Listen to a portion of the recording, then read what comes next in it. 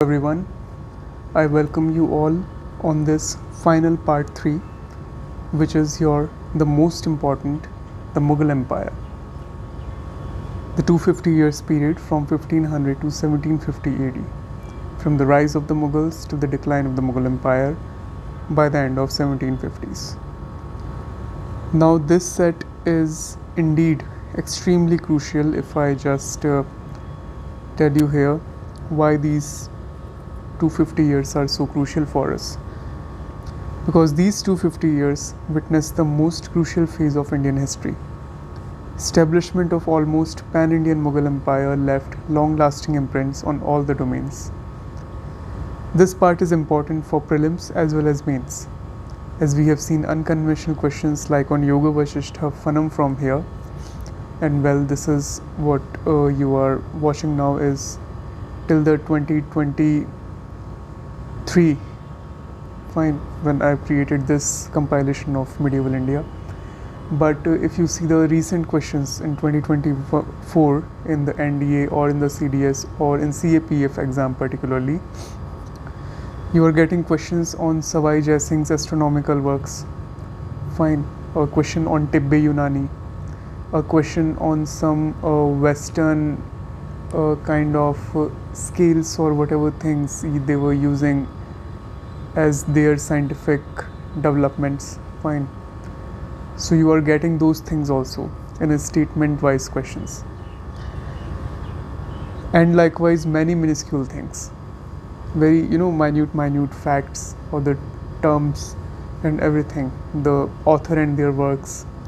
So as I told you, I've already divided each and every part in themes like polity, the society, the religion, the art and architecture, the literature, the economy of that time. So in this spree, let's begin our last part number 3, which is the Mughal Empire. It's going to be a long read, so let's begin the final part of these notes. First we have the polity. India at first half of the 16th century. At the close of 15th century, India was divided into various kingdoms. The Lodi Empire. Okay, you will be able to see all the kingdoms in your timeline of medieval Indian history, which I have already uploaded as a separate video, okay, in my channel, and it's available free of cost on the Telegram group too. Fine, so you can download and refer that timeline for streamlining your reading. Fine, okay, which dynasty is coming when, who are the contemporaries, and for all that. And believe me, these timelines which I've created for entire history, ancient, medieval, modern, even for the world history, and in fact even the post-independence history also of India. So use these timelines. You will be very easy with the history whenever you want to refer to some event, okay, whether it is coming now or it happened somewhere before or it is something is coming after that. So for all that thing, you have the things with you, okay, just in a single page, everything is there. So do refer all the timelines there. Fine, moving ahead. So the Lodi Empire absorbed the kingdom of Jaunpur, and under Sikandar Lodi, it extended from the Indus to Bihar. Another kingdom which became powerful was the Gujarat, then ruled by Mahmud Begra. Kashmir retained its independence. In the south, you have many questions. You have a separate theme set 7 on the Vijayanagar Empire in your PYQs compilation of medieval India. Do solve all the PYQs from there in just 1.5 hours. That will be more than enough to answer all the questions of medieval Indian history. In the south, the Vijayanagar Empire embraced Karnataka, Tamil Nadu and some Andhra. Bahmani kingdom gone into decline and parceled up into the kingdoms of, you have 2 previous year questions on the basis of these 5 dynasties and their locations only. Nizam Shah, they ruled the Ahmednagar, Imad Shah in Berar, Adil Shahs in Bijapur, Bariz Shahs in Bidar and Qutub Shah in Golconda. The first half of the 16th century saw a struggle for hegemony in northern India, marked by the establishment of the Mughal Empire in its first phase under Babur and Humayun, and its ouster by the regime of the Surs, the Sher Shah Suri.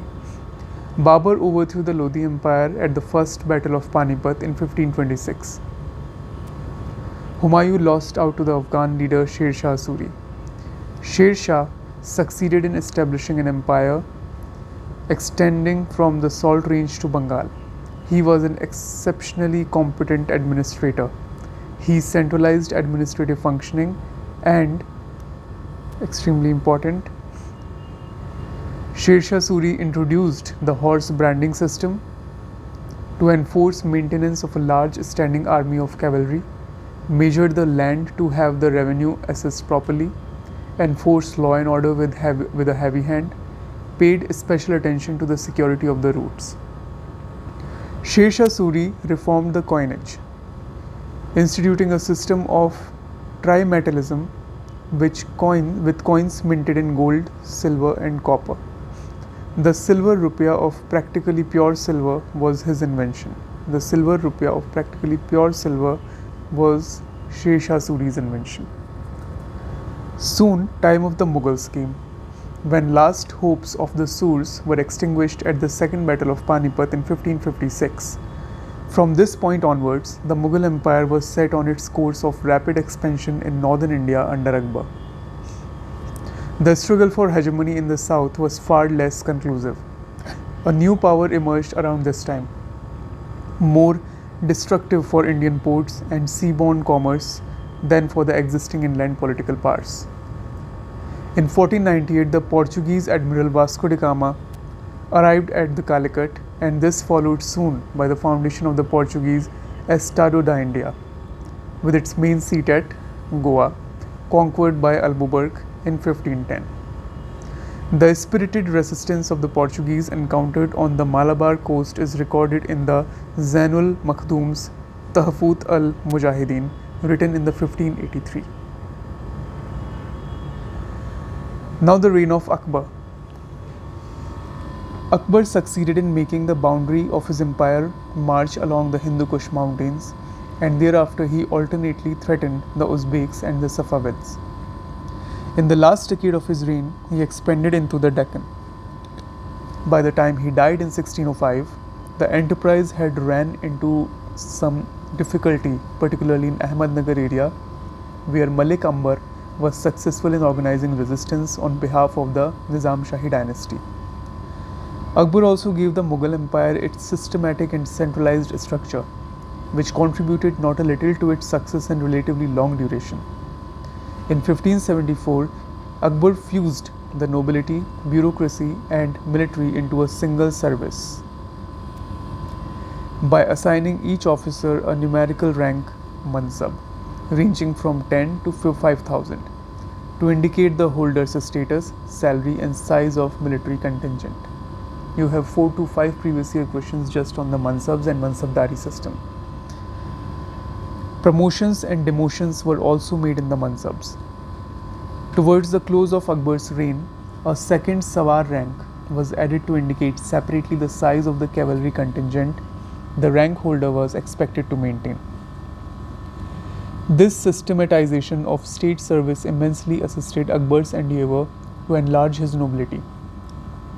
Initially, his nobility consisted mainly of Turani, Central Asian and Khurasani Persian nobles.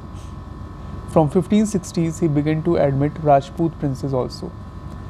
The Hindu intellectual, so you have among the nobility, Turanis, Khurasanis, Rajputs and some more ahead.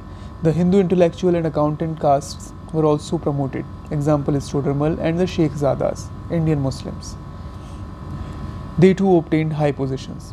But his efforts to bring the nobles under close control, by taking away their jagirs and putting them on cash pay, along with strict branding and muster regulations to ensure regular maintenance of contingents, contributed to very serious rebellion in the 1580s. The institution of Suba or provinces, into which the empire was divided into in 1580, completed the process of systematization of central and provincial administration. Now see this diagram below for major ministerial arrangements for administration and revenue collection. If it is, yes, it's looked like this.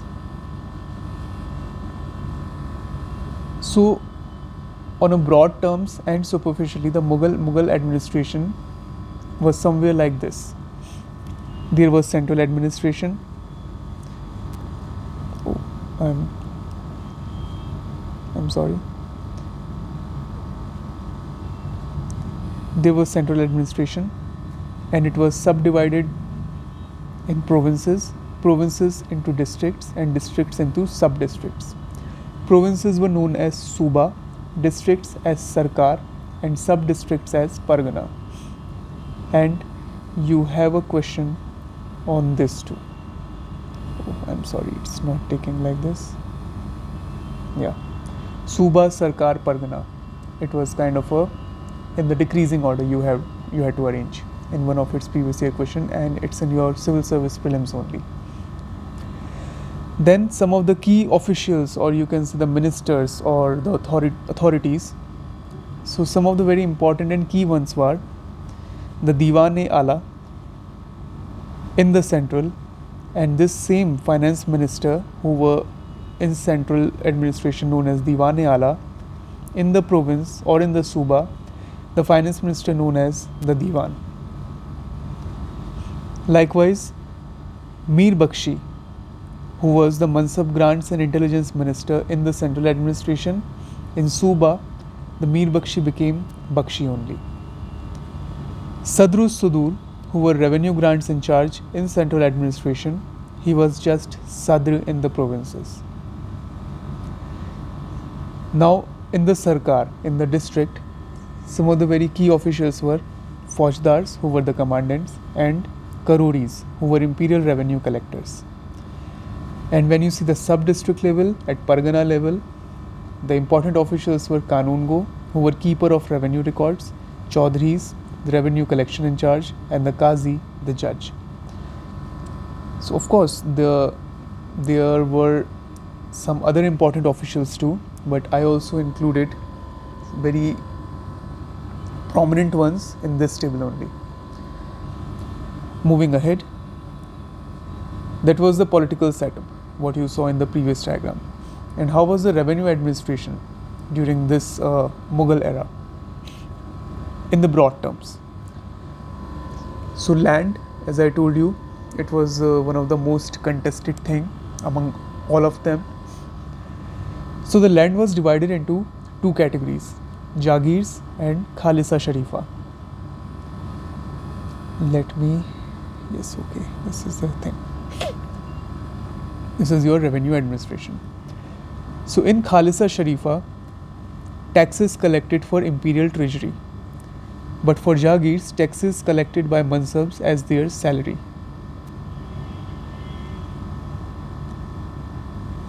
In the Khalisa Sharifa, fraction of Jagir can be considered as Khalisa for some time, then again transferred as Jagir. But Jagirs were regularly transferred, and Jagirs made on basis of officially established figures of expected net income, and this net income known as Naqdi and Jama. And there was a system developed during the Akbar's reign, Jama-e-Dehsala. Dah is 10, Sal means year. So for the 10 years, it was a system developed during the reign of Akbar, and it was based on data of last 10 years. So this was kind of a very superficial level of land management during the Mughal Empire. So Akbar was a man interested in philosophy, architecture, painting and music. He encouraged rationalism and technological inventions. His religious interests led him to the concept of Sulh-e-Kul, very important, which meant absolute peace. We will see the religion part also in detail for this. The poll tax, jizya, on non-Muslims was first abolished in 1564 and later finally in 1580.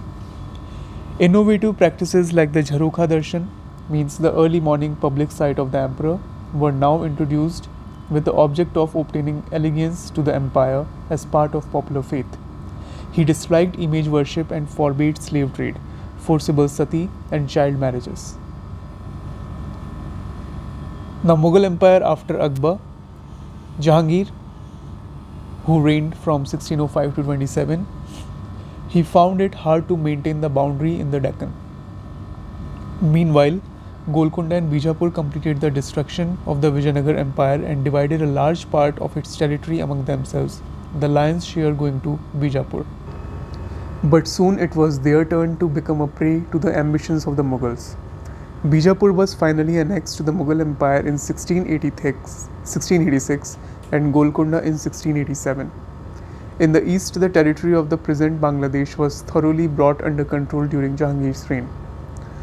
The centralized control continued, and so did the Mansab and Jagir system. Only towards the end of Aurangzeb's reign did a crisis develop, owing to the grant of Mansabs exceeding the capacity of Jagirs to meet pay claims which the Mansabs entailed. The composite nature of the nobility was maintained, though the Iranian element gained influence now, especially under Jahangir, where Nur Jahan was a Persian. The Rajputs lost some ground, though they remained important. However, even Aurangzeb continued appointing Rajputs to high Mansabs, and under him, the Marathas accounted for a sizable number within the nobility. Now, the Marathas and later days of the Mughal Empire. In the latter half of the 17th century, the rise of Shivaji was an important event. He began to acquire independent power in western Maharashtra on the borderland between the Mughal and the Bijapur territories. In 1674, Shivaji crowned himself at Raigad. By the time he died in 1680, he had carved for himself a kingdom. He owed much of his success to his use of Maratha peasant soldier, the Bargis. Within his own kingdom, he attempted to build regular administration modeled after that of the Deccan Sultanates, but taxation within it was no means light. Shivaji's death saw an eclipse, and his son Shambhuji was captured and executed by Aurangzeb in 1689. His another son Raja Ram became fugitive. Yet there was a revival of Maratha power under the regency of Tarabai, widow of Raja Ram. By the time Aurangzeb died, much of his work lay in ruins as Maratha armies broke through the cordons of his troops repeatedly. The first half of the 18th century saw the rapid emergence of Maratha power. This took place not under the direct authority of the rulers of Shivaji line, Chhatrapatis, but under their principal ministers, Peshwas, whose office became hereditary. A succession of able Peshwas, for example, the Balaji Vishwanath, these were Peshwas, Balaji Vishwanath, Baji Rao, Balaji Rao and Madhav Rao, imposed their writ over the Sardars, made over conquered territories to their own nominees, and relentlessly extended the circle of areas on which Chauth and Sardeshmukhi were imposed. I won't repeat because these are simple things mentioned in your NCERTs also. What are Chauth and what are the Sardeshmukhi, what is their proportions and who were their collectors. In this enterprise, the Peshwas combined professed loyalties to two sovereigns, the Chhatrapati and the Padshah. Padshah were the Mughal Empire, known during the Marathas' time, and actual autonomy from both. Every office tended to become hereditary. Not only did this undermine centralized power in the long run, it also affected their military prowess, whose inherent weakness was shown by the great defeat the Marathas suffered at the hands of the Afghan ruler Ahmad Shah Abdali at the Third Battle of Panipat in 1761. The Mughal emperor remained under their control from 1771 till 1803, the year when the Marathas lost Delhi to the British during 1803. The Maratha administration showed a capacity to reconcile diverse local elements, with Persian continuing as the main language of administration in most areas and a largely liberal religious policy being followed. Now, what was the nature of the Mughal Empire? A question often asked that whether the Mughal Empire was a state in some sense as contemporary European states. Answer to this can be inferred by the explanation given by Francois Bernier, who travelled during 1650s. He attributed all the ills from which the Asian economies and societies suffered, notably the intense oppression committed by the Jagirdars and revenue farmers, who were aware that their own title to revenue anywhere was only temporary. The size of land tax was such as to absorb the larger part of the agricultural surplus. The practical result was that, for tax collection purposes alone, the state had to acquaint itself with condition of agriculture in detail and attempt improvement, a concern which did not exist for contemporary European states, where these tasks were performed especially by the large estate owners. So there can be question in prelims also on this. Cause-effect based questions are also favorite of the commission. While accommodation and compromise are inescapable in any political system, it appears that the Mughals succeeded in systematizing and universalizing the space within which concessions could be given. For example, grants of mansab to chiefs against the area held by them in zamindari, and those where there was complete enforcement of imperial authority. Nor can one see much difference between the core, which was the zone between the capital cities Agra, Delhi and Lahore, and the periphery, distant provinces. The emperor was concerned with distant as well as the neighboring provinces. Nor can it be shown that the incidence of taxation was different between the core and the periphery.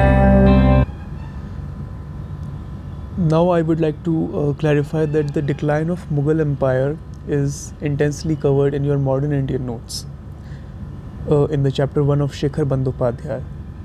That's why I'm not covering it here, because I don't want to repeat anything.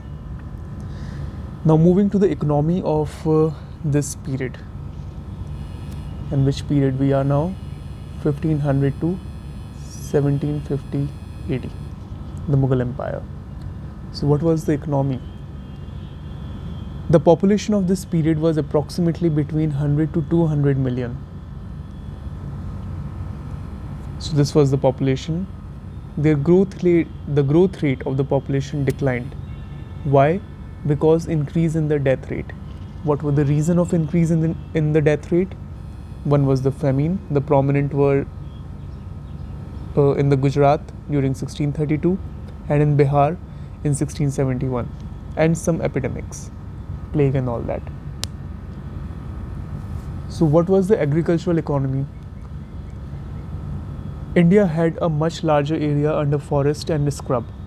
The forests provided the sources of many occupation. The collection of various product materials sustained a large gathering economy. See the diagram below. So this was your land, and of this land, this much area, the more than the majority of the area were the forest land. And this area in the brown, this was your sown area, only this much. Sown area or the area under cultivation, but much more productive land. So the larger area available for the cattle also. The forest economy of that time also delivering various products. For example, timber used in the occupations by the wood carvers and the shipwrights, willow silk by the weavers, and charcoal by the iron miners and the metalsmiths. So these products catered the demand of crafts and manufacturers. So the primary category was supplying all the raw materials for the secondary category of the economy, which we often read in our economics, the agriculture sector and the manufacturing sector. Anyway, the change in agricultural technology between 1600 to 1900 seems only marginal. There was little application of manure in Indian agriculture in 1900 as in 1600. In respect of irrigation, matters improved due to the canal system laid out by the British in 19th century. The improvement was still marginal because the canal irrigated area accounted for a small proportion of India's total cropped area, and part of that area was previously irrigated too by either old canals or wells. Streams and lakes dammed with anicuts and canals derived from them formed an important source of irrigation in southern India and the Deccan, and the Mughals laid out some of the magnificent works like the West Yamuna Canal during the reign of Shah Jahan. In the alluvial plains of the great river basins, the underground water was tapped by wells in 1600 at levels much closer to the surface, and it was drawn out by three major devices: the lever, the pulley, and the chain of pots. Cattle was used to work the later two devices, the pulley and the pots. In extensive tracts, agriculture remained essentially dependent on rain. The number of crops was quite large. Aine-Akbari mentions 19 Rabi and 25 Kharif crops. Tobacco, maize were introduced in 17th century. Chili and groundnuts later. Sericulture underwent spectacular growth in Mughal times, so that Bengal in latter half of 17th century became one of the great suppliers of silk in the world trade. Varieties of indigenous mangoes began to be developed by the Portuguese. Indigo, a very important commercial crop in Mughal times, is no longer cultivated, but it will again started getting cultivated, that you will see in your modern India, all that indigo rebellion and everything. Agriculture was closely allied with the pastoral sector, since oxen used for drawing the plough and for lifting water were crucial for agricultural pursuits. Agriculture was generally carried on by individual peasants, and there is no evidence of communal cultivation. There was in fact a considerable degree of class differentiation, so that there were persons who possessed large fields, raised many crops, and employed labourers and servants. These urban cultivators, who were often the village headmen, shaded off into the class of zamindar. At the bottom of rural society was a large class of landless labourers, the bulk of them untouchables, often excluded from occupying land and setting up as peasants. Much of the agricultural production for the market was induced, that is, brought into being by the compulsion to pay land revenue in money. The cash nexus for tax payment was widespread in Mughal India. This cash nexus for the tax payment, it was widespread. And this implied that either the peasant or the intermediary, zamindar, had to sell the crop in order to obtain money to meet the tax demand. A central fact of Indian economy was, indeed, the land tax. The magnitude of the tax varied with the productivity and minimum costs of peasant subsistence in the different regions, but Mughal taxation was systematized enough to make certain general statements possible. The land tax, mal and kharaj, was set as a share of the actual produce. Now, two systems developed under this, which can be asked in exam. And believe me, in CDS you have a verbatim question based on the Kankut system and the Zabt system during the reign of Akbar and Sher Shah. Sher Shah and then Akbar. Kankut system. When a division or share, conventionally known as the Galla Bakshi, Bauli and Batai. So when a division share, known by these names, could not be made without loss and difficulty by an administration concerned with large areas, the revenue was assessed by measuring the land under each crop, working out the rye yield per unit of area at harvest time by sample cuttings, and then multiplying the rye by the measured area and finally calculating the tax share out of the gross yield so estimated. This method was called Kankut. Sher Shah Suri established a schedule of rye or standard crop yields. Rye were standard crop yields. Here also. So that, who did? Sher Shah Suri did. So that it could be determined beforehand what a peasant had to pay in tax if he raised a particular crop. Now coming to the Zabt system. In this, money revenue rates were fixed on each unit of area according to the crop cultivated, and the schedules containing these rates for different localities, applicable year after year, were called dasturs. Akbar promulgated this system in its full form. By the 1650s, in North India, Zabt lost much ground to Kankut. On the land tax rested the vast establishments of the Mughal ruling class and the urban economy that flourished to meet the needs of that class and of its dependents. A large sector of craft industry developed to cater to this market. Hence, now moving to the crafts of this period. Though it was an agricultural economy, it was able to generate employment outside agriculture for skilled laborers performing various kinds of labor like mining of iron, copper, gold, salt. Cotton textiles dwarfed all other products, employing the largest number of people after agriculture as cotton carders, spinners, and washers, etc. The artisan's position in the economy varied. First, the hereditary artisan in the village who met the needs of the villagers and obtained, besides customary payments for specific work, small allotments of village lands. When the artisan looked for a consumer outside the village, he had to enter the market as an independent producer. Finally, for the more expensive craft products, karkhanas or workshops have been set up by merchants, nobles, and king, where the artisans worked as wage earners.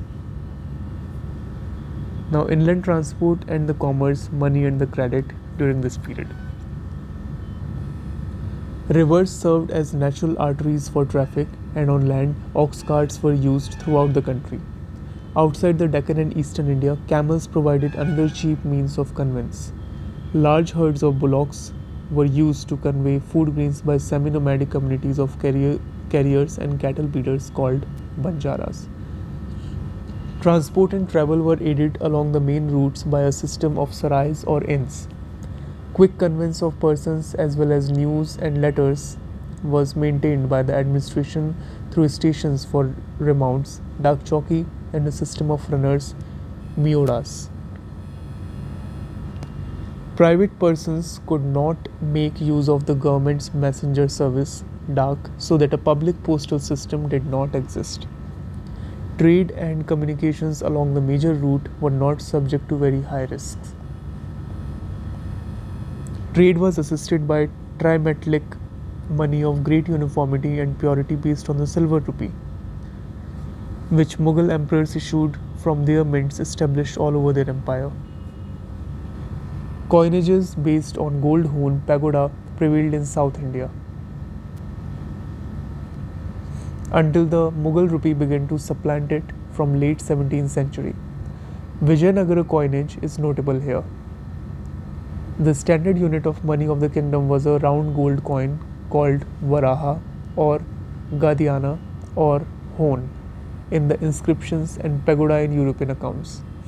Fanam, also known as Panam, which was 1/20th of the Varaha in value, was also made of gold. A copper coin called Jeetal was also minted for fractional use. The value of all the coins in the different metals were established by market forces, with no official ratios being fixed after Akbar's time. An extensive system of commercial credit existed, in which deposit banking and discounting of bills, hundis, played a notable part. The widespread use of bills led to the appearance of bill money ant, replacing cash in commercial transactions. Compared with Europe, commercial interest rates were high, and within country, rates in South India and Bengal were higher than in North India and Gujarat. The interest rate fell all over India about the mid of 17th century. Commerce was carried on largely in conditions of free trade. The administration generally permitted everyone to engage in trade, but the caste system tended to confine the profession of bankers, sarraf, mahajan, and merchants to particular castes, notably the Banyas in North India. Merchant caste, the Banyas. The Khatris in the Punjab and the Komatis in Andhra. Small and big merchants jostled together in India as in contemporary Europe. Examples can be cited of Virji Vora and Abdul Ghaffur, like today's Tata and Ambani. Trade with Europe. In the first half of the 16th century, the Portuguese succeeded in gravely damaging India's oceanic trade with the Red Sea and the Persian Gulf. The arrival of the Dutch soon after 1600 introduced a fresh disturbing factor, since the new intruders were not only as ruthless as the Portuguese but also proved to be far more successful in subduing local populations in Southeast Asia and in Sri Lanka. The English still lacked a territorial base in Southeast Asia and so focused more on India, where both they and the Dutch had largely to compete. The English were particularly successful in developing a profitable trade into Europe in Indian textiles. By 1650, Indian merchants began once again to recover their share of Indian Ocean and Indo-European commerce, partly because of an extensive construction of ships modeled on European vessels and partly because of the growth of commerce with the Red Sea and the Persian Gulf.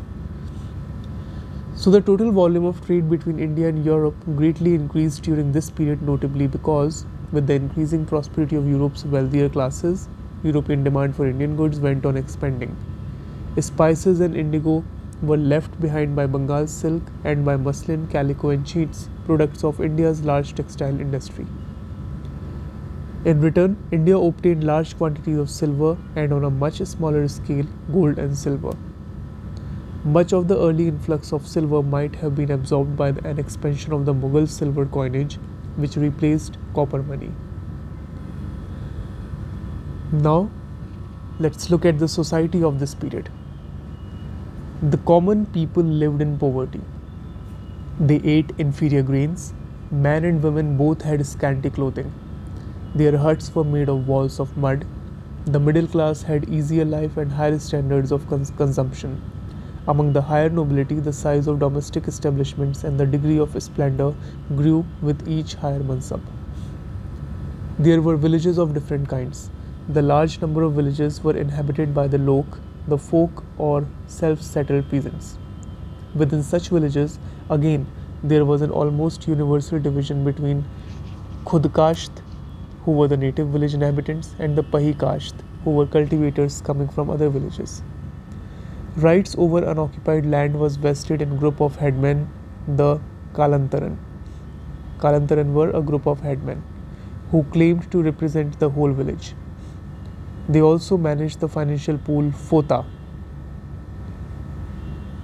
whose existence is attested by Mughal audit documents.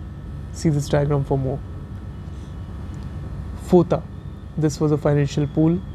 Tax share from all the peasants came in the Fota and went out to as tax paid to the state and to the village expenses as headman fees and travelers' expenses.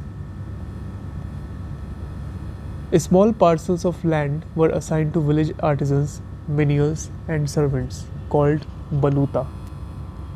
You have a question on balutedar in the Deccan period. Called baluta, and such lands do not seem to have been traditionally taxed.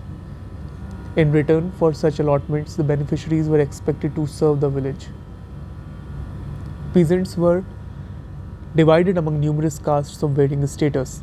Some villages contained a single peasant caste, others had more than one.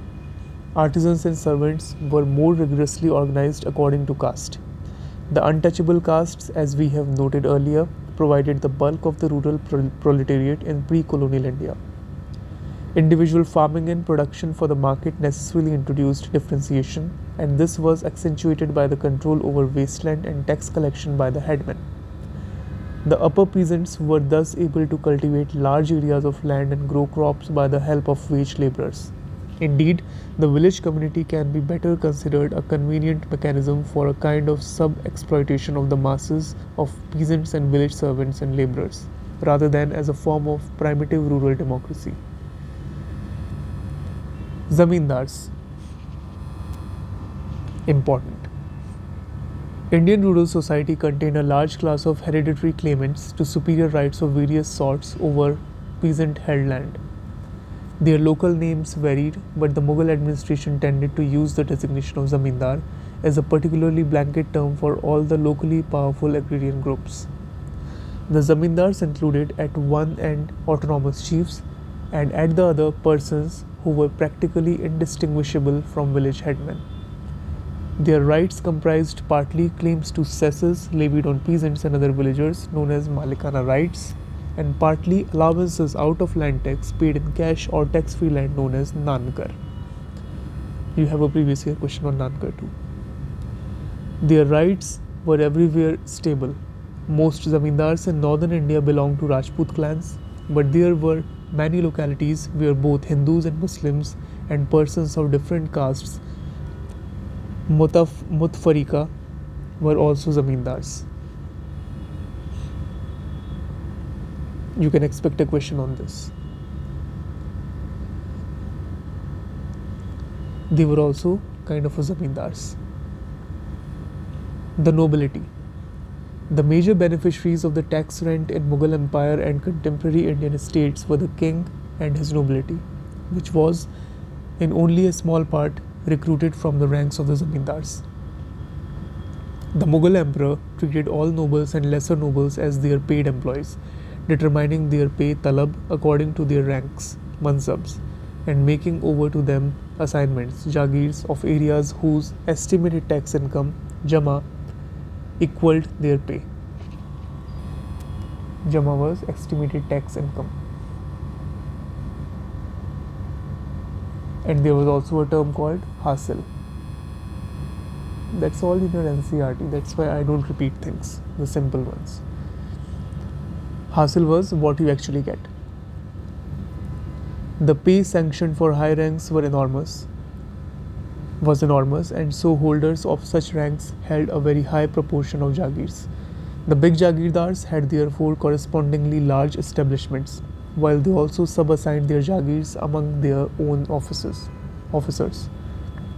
The rights of jagirdars were limited theoretically to the collection of authorized taxes, male-wajib, but actually there was little control over their exactions, and complaints of their oppression occur frequently.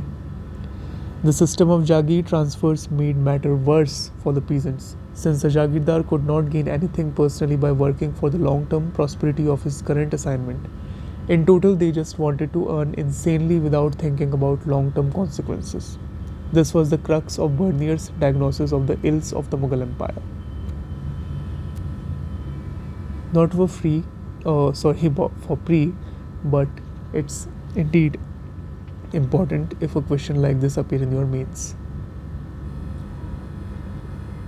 The nobility was drawn from a number of fairly well-defined classes. As we seen earlier, there were Iranis and Turanis.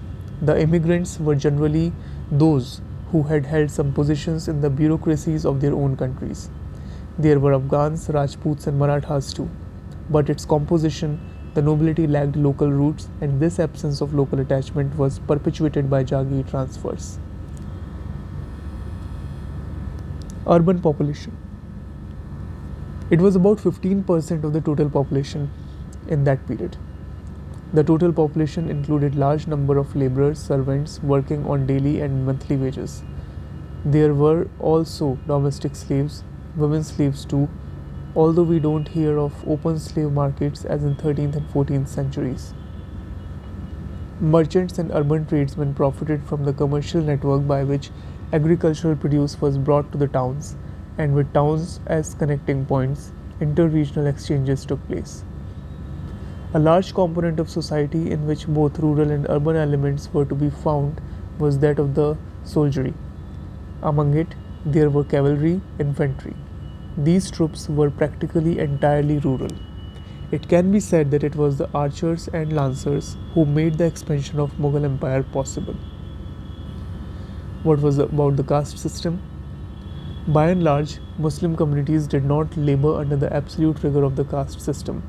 It's possible that the presence of these occupationally more flexible communities helped the economy to meet any radical increase in demand for new kind of products that could not be met by occupations pursued by the existing castes. Caste, like slavery, was nonetheless a dehumanizing institution, one where man was alienated from man, not only vertically but also horizontally. You can cite this line in mains answer of questions on EWS or on reservation system, just trying to connect the dots with the other subjects. Indian society in toto. The castes at the lower level were subjected to great social repression, which reached its peak in respect of the so-called untouchable castes. In the popular monotheistic movement, Bhakti of 15th-16th centuries, there was a noticeable element of protest against the two basic pillars of caste system, purity and hierarchy. Condition of women. Pre-modern Indian society was undoubtedly oppressive to women. Women in most Hindu communities had only limited rights of inheritance. They were often married in infancy, dowry was prevalent. During this time, India was one of the few countries in the world where women carried out heavy tasks in building construction. They also participated actively in agricultural activities. Widow remarriage among upper castes was absolutely prohibited, and the fearful practice of sati was still practiced among the Rajputs. The Mughals pursued a policy of discouraging sati, though it was not that effective. Some women owned not only movable possessions but also zamindaris obtained by inheritance. A matrilineal system prevailed among certain communities in Kerala, and there were analogous customs among the Garos and Khasis of Meghalaya. In the middle and upper strata of Muslim society, Muslim law seems to be operated. This permitted up to 4 wives and even concubines. Pre-puberty marriages, though permitted, appear to have been less common among Muslims. Widow remarriage was legally permitted. Muslim women could claim a dower, mihir, for themselves from their husbands as settled in the marriage contract and also inherit property. Even among middle classes, women remained largely illiterate. There was the exceptional case of Humayun's sister Gulbadan Begum being educated while her husband was illiterate. Now moving to the religion part of this period. The continuing coexistence of Hinduism and Islam seems to be the most significant aspect of religious life in Mughal India. Hinduism, major schools other than the Bhakti. There was a notable exposition of Mimamsa philosophy in Narayana Bhatta's Man Meyodaya. The emphasis on karma was not the key to dharma or prescribed conduct of the Smriti schools. In this field, the traditional doctrine continued to be reasserted in digests, commentaries, and elaborations. Some of the important can be seen in this table. Vivad Chintamani by Vachaspati, Smriti Tattva by Raghunandan, Nirnaya Sindhu by Kamalkara Bhatt, and Veer Amritodaya by Mitra Mishra during the reign of Jahangir. These works did not generally make any noteworthy deviations from positions adopted in respect of the supremacy of the Brahmanas and the caste rulers, also defined by the earlier Smritis. If anything, they repeated and elaborated the restrictions imposed on the lower castes and women.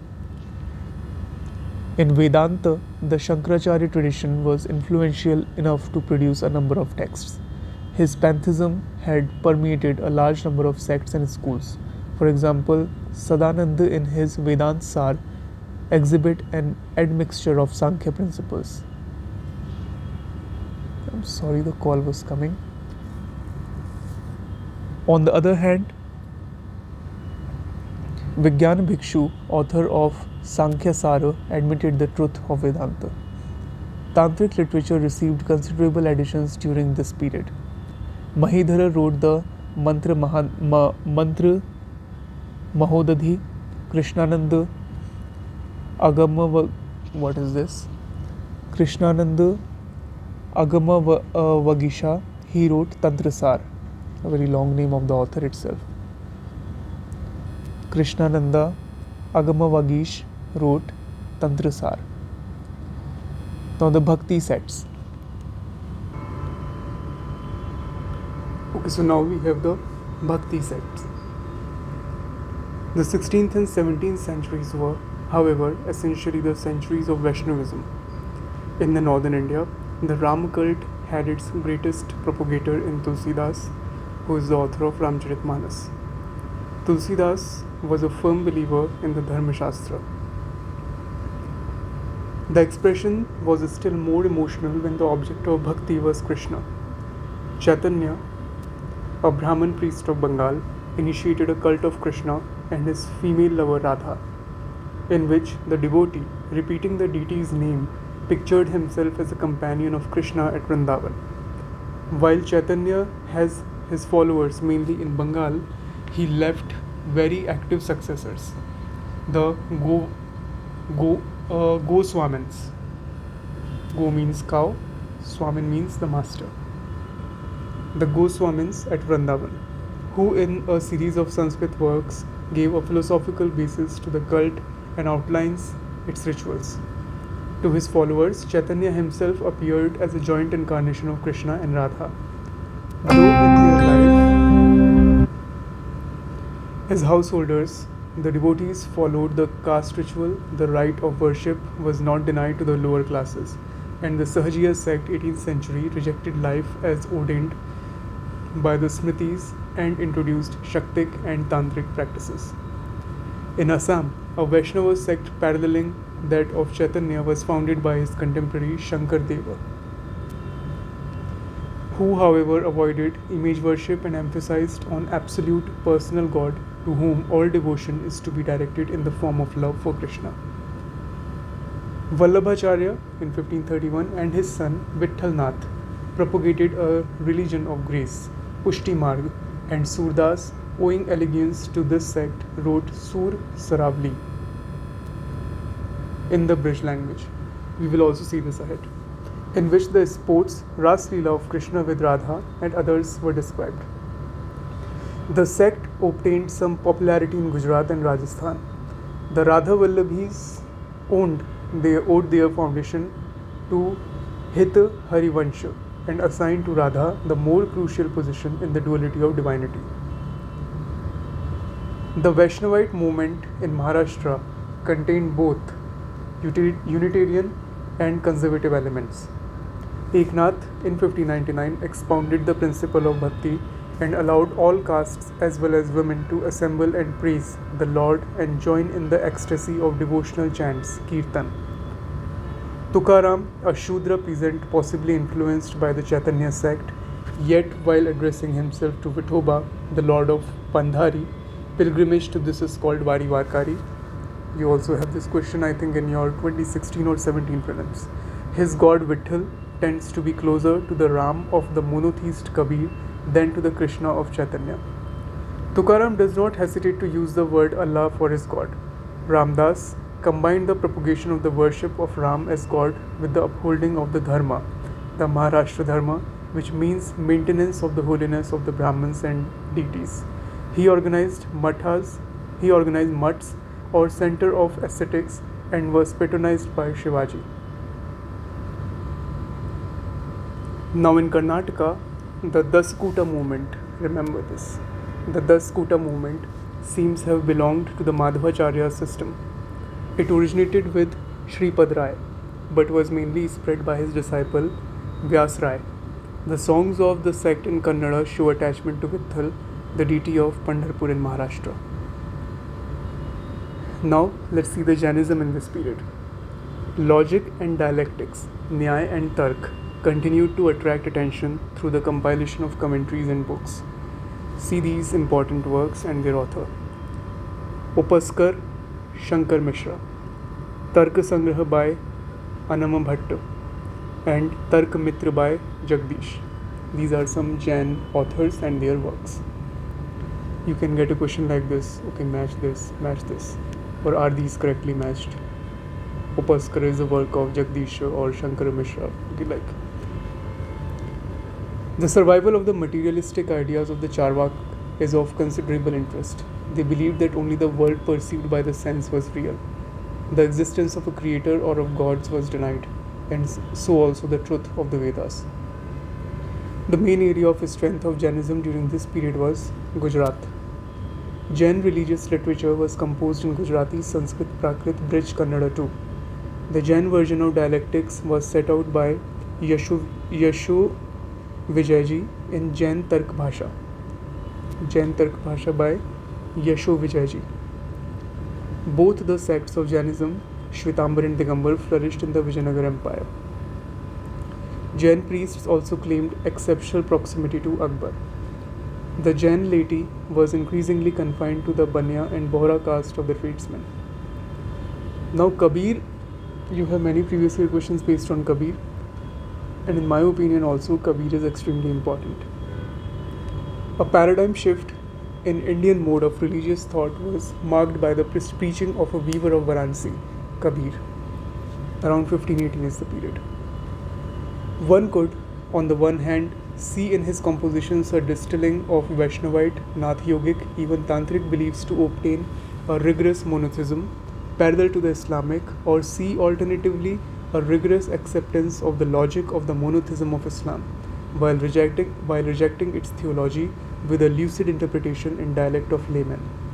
In whatever manner Kabir came to espouse the views he proclaimed, his contemporaries were deeply struck by their boldness and vigor. Kabir propounded an absolute monotheism that countenanced no image worship and no ritual. Servitude to God rather than offer of love to Him is the true means of salvation. Love, though not absent, is clearly a subordinate element.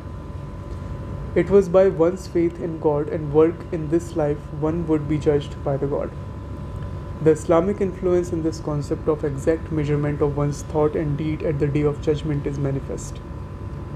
But if Kabir warns of punishment, he does not look forward to a heaven. This marks another departure from Islamic theology. Kabir's rejection of the concepts of ritual purity and pollution, the laws of the Smritis and caste system is uncompromising in its completeness. Kabir refused to acknowledge caste distinctions or to recognize the authority of the 6 symbols of Hindu philosophy, nor did he set any store by the 4 divisions of life, ashrams prescribed by the Brahmins. Kabir's audience was the common man, the artisan, the peasant, the village headman. His similes and metaphors came from their life, and his language was what they spoke. It's also true that he is influenced by some of the prejudices in his environment, chiefly poor and male, against women. Still, he had found a new dignity for the poor and the downtrodden in the world of his Lord. Now, what was the Kabir's impact? Ravi Das, the worker in hides, and Sen, the barber, both belonging to 16th century, regarded Kabir as their precursor. A similar position with regard to Kabir was adopted by Dadu, the cotton carder, who obtained following in Rajasthan. A little later, the Satnami sect appeared in Haryana in 1667, again owing allegiance to Kabir. This sect's followers were peasants and small tradesmen. The sect of the followers of these teachers were called Panth. These tended to develop rituals of their own and to introduce notions and institutions taken from traditional religion, notably the ascription of avatar status to their original preceptor and a caste-like status to the monotheistic community itself. Even a Brahmin parentage came to be sought for Kabir, the weaver. Such a reshaping of the original message of the masters is a testimony to the strong roots of ritual and the caste order in those times, and our own times are perhaps not different. Now moving to Sikhism. The 16th century saw the rise of Sikhism. It began as a sect, Panth, of the followers of Guru Nanak around 1469 to 1538, a Khatri, an accountant and mercantile caste of the Punjab, on almost similar pattern of other contemporary monotheistic sects. The Guru Granth Sahib, compiled by Guru Arjan in 1604, includes, besides compositions of Nanak and the succeeding Gurus, those of the Muslim saints Sheikh Farid and of Namdev, Kabir and Ravidas. It's also mentioned near NCRT too. This suggests that at least till the beginning of 17th century, there was a strong sense among Guru Nanak's followers that they belonged to a general monotheistic movement. Guru Nanak believed in one God and saw an intensely personal relationship between him and the devotee. God was formless and omnipresent and could not be represented in a physical form. Image worship and ritual were thus condemned. Nanak strongly emphasized ethical conduct. He condemned arrogance of birth, the cult of ritual pollution, and differences of caste. Total obedience to the Guru was expected from each disciple, the Sikh Guru, whence the abbreviated name Sikh. The Gurus were all Khatris, but their principal lieutenants, the Masans, their principal lieutenants of the Gurus, the Sikh Gurus, called Masans, were mostly Jats. Sikhs' armed power. After the martyrdom of Guru Arjan in 1606, a conflict with the Mughal authorities could not be long avoided. The military powers of the Gurus reached its apex under the 10th and last Guru, Guru Gobind Singh. In 1699, he sought to weld his followers into a military community called Khalsa by prescribing a common baptism for men of all castes and appointing the items everyone had to carry. What were these items which everyone had to carry? The 5 Ks: Kacha, Kangha, Kripan, Kada, and Kesh. That's an undergarment in English. Kangha is your comb. Kripan is kind of a small knife. Kada is a bracelet. And Kesh is your hair.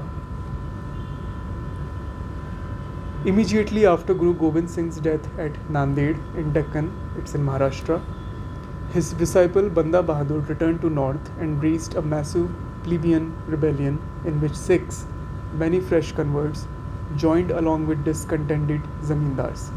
The rebellion was ultimately suppressed and Banda was executed in 1716. A period of demoralization and division followed, but recovery began as Mughal power collapsed under the impact of Nadir Shah's invasion in 1739 and Ahmad Shah, the Afghan ruler, in 1747. From the 1750s onwards, the Sikh Dals and Misls groups became more and more powerful, led by individual chiefs, Sardars, who organized troops of professional mounted musketeers. A semblance of unity was sought to be maintained by the tradition of an annual Sarbat Khalsa at Chak Guru in Amritsar. But dissensions grew apace, and each chief tended to carve out a separate territory for himself. The process was at last checked by Ranjit Singh, who established a traditional kingdom in the Punjab in the name of Khalsa. We will also see about Ranjit Singh in our modern India part. Islam in 16th century. After Sikhism, let's see the Islam. By the 16th century, Sufism had been accepted by most orthodox theologians as a permissible discipline so long as the formal requirements of Sharia were met. But the comfortable arrangement was seriously disturbed when mysticism opened the doors to the pantheistic doctrines and speculations of Ibn al-Arabi. It may be justly held that Ibn al-Arabi, his views were a bold but logical elaboration of the Sufic concept of communion with God, fana. With him separation from being unnatural became illusory, and the communion from being the ultimate object became the only eternal reality. His doctrine of Wahadat al-Wujud, unity of existence, had by the latter half of 14th century begun to influence Sufic circles in India. The Mahadavi movement was the first indication of the new intellectual turbulence. Sayyid Muhammad of Jaunpur proclaimed himself Mahdi. His call for ethical conduct continued to win followers for this sect. Theologians tirelessly denounced them, but the sect survived. In the last quarter of 16th century, in the Kabul province of the Mughal Empire, there arose another sect with similar millenary tendencies, except that its founder, Bayazid Mian Roshan. It's Bayazid, who claimed that he was a prophet and not a Mahdi. He envisioned the state of Sukunat, where the self merged with the God. His refusal to countenance anyone who refused to accept his message helped forge the Roshaniyas into a militant sect among the Afghans, in whose language, Pashto, his book Khairul Bayan was composed. So Khairul Bayan's author is Bayazid Mian Roshan. The Roshaniyas' militancy led to a long war with the Mughals, during which the sect was suppressed. Now, Religious take of Akbar, so much important. It was kind of a supra-religious sovereignty. Akbar's religious interests initially lay within traditional Islam. But in 1570s, Sheikh Tajuddin, a protagonist of Ibn al-Arabi, introduced his principles at the court of Akbar. The popular belief in the need of renewal at the end of the first millennium of Islam and of a reformer for the purpose lay partly behind Akbar's direction in 1582 for the compilation of the Tariq-e-Alfi, a history of the millennium beginning with the death of Prophet. Discussions had taken place in the presence of Akbar among representatives of Sunni Muslim scholars at a special building called Ibadat Khana at Fatehpur Sikri. This is also your question. These discussions were now extended to involve Muslim divines, Sunni and Shia, Sufis and rational scholars, Hakims, and subsequently Brahmin scholars, Jain, Parsis, and Jesuits, whose first mission reached the court in 1580. These discussions convinced Akbar that no single interpretation of Islam was correct or even forthcoming, and further that no single religion could be true, but that all drew, but only in part, upon the same truth. It was for him to assist in the realization of a consciousness of Sulh-e-Kul. This is very important. In order to prevent idle strife between the votaries of different religions and factions. All religions were to be tolerated, but did not need to be followed. For an elite corps of disciples, Iradat Ghazinan, there was prescribed by Akbar a total submission to the imperial preceptor and certain principles and a code of conduct, which his son Jahangir, Akbar's son, summed up. Just read it because such question on Ashoka has been asked already about the religious tolerance and about the respect and inclusivity of all the religions. Let the disciples not blacken and spoil their time by engaging in hostility with any religious community, and let them follow in their relations with members of all religious communities the path of absolute peace. Sulh-e-Kul. Let them not kill any animal by their own hand, nor wear weapons except in battle or chase. Respect must be shown to the sun and the moon, which exhibit the light of God. And let me tell you, it's not written here, although not important for you to know this much. It's called in Arabian or Persian or Urdu. It was a term. It's called Farre Izdi. Fine. It was like the emperor is the light of God or sent by the God. So according to the degrees of each, God must be conceived as the true creator and cause in all times and circumstances, and one should so meditate on this that, whether in seclusion or in company, one's thought should not be away from God for a single moment.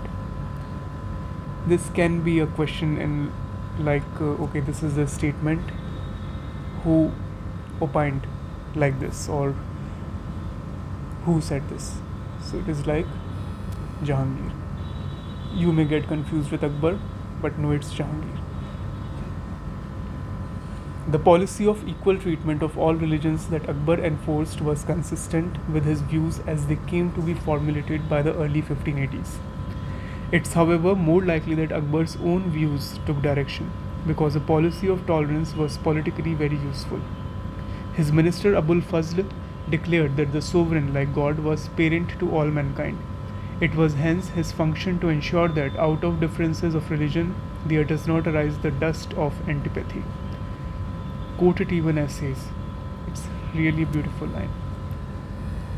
I too like this. Out of differences of religion there does not arise the dust of antipathy. Now let us see some inter-religious investigations. Akbar's proclamation of belief in pantheism and absolute peace had some significant ideological consequences, in that it suddenly threw open orthodox beliefs to criticism on the most delicate issues of ethics and theology. It provoked restatements of orthodox position while it also generated a fresh interest in reason and science. Finally, a most interesting movement was fostered among Muslims towards a study of Brahmanical texts and of Vedanta, with a view to obtaining a knowledge of truth as perceived by Hindus. Akbar initiated, I won't say anything, just reading. Akbar initiated a series of translations of Sanskrit works, among which the religious literature included the Atharva Veda, the Mahabharata, and the Ramayana, while the Yoga Vasishtha was translated for Akbar's son Jahangir. Such scrutiny exhibited much common ground between Islam and Hinduism, and somewhere it became established that the Hindus believe in the worship of God and in monotheism. Later, with Jahangir came the recognition that Vedanta is the knowledge of mysticism, tasawwuf, because it was pantheistic. Islam's recognition of Hinduism reached its culmination in Dara Shikoh, the eldest son of Shah Jahan. Dara began his intellectual career with an immersion in Muslim mysticism through attachment to the Qadiriya order of Mian Mir and Mullah Shah Badakhshi, and his early writings were on Muslim mystics. But interest in monotheism and mystic practice led him to the composition of the Majma-ul-Bahrain in 1654. It's a work by Dara Shikoh. In this tract, he explains the major terms and concepts used in Hindi spiritual discourse. In 1655, at Dara's instance, Habibullah made a fresh translation of Yoga Vasishtha. Yes, what you read in your previous year question is Nizamuddin Panipati. He also did, but it has been translated many times, so once it was also done by Habibullah too. In 1657 came his most important effort, a translation of 52 Upanishads. Still there are chances you can get this as a question under the title Sirul Asrar or Sirre Akbar, the Great Secret. And I wrote it also. This is highly important for prelims. Do remember properly. These are the Dara Shikoh's work. I'll again read it. Majma-ul-Bahrain, Sirul Asrar or Sirre Akbar.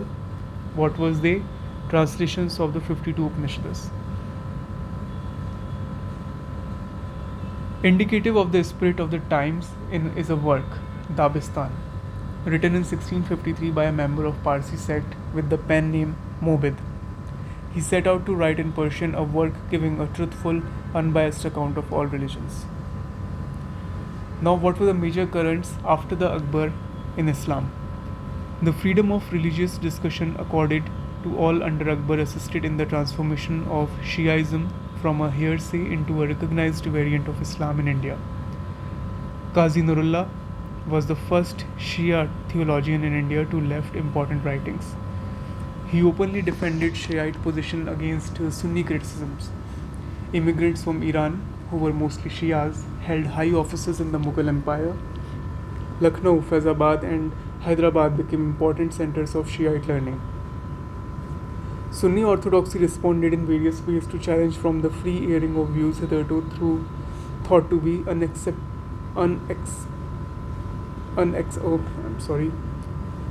Sunni orthodoxy responded in various ways to challenges from the free airing of views hitherto thought to be unacceptedly heterodox. Sheikh Ahmad Sarhindi ideas refuted Shia's beliefs.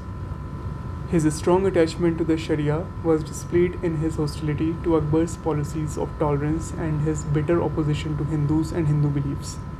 But later, he became concerned with Ibn al-Arabi's theories of unity of existence. It's notable that due to his views, Jahangir imprisoned Sarhindi for some time. Aurangzeb, despite his patronage of the descendants of Sarhindi, could not accept the latter's extreme spiritual claims and generally supported traditional and legal Islam. This was particularly shown by his commissioning of the massive work Fatwa-e-Alamgiri, prepared in Arabic by Sheikh Nizam. Now this is happening during the time period of Aurangzeb. What is Fatwa-e-Alamgiri? A compendium of jurists' opinion on diverse matters.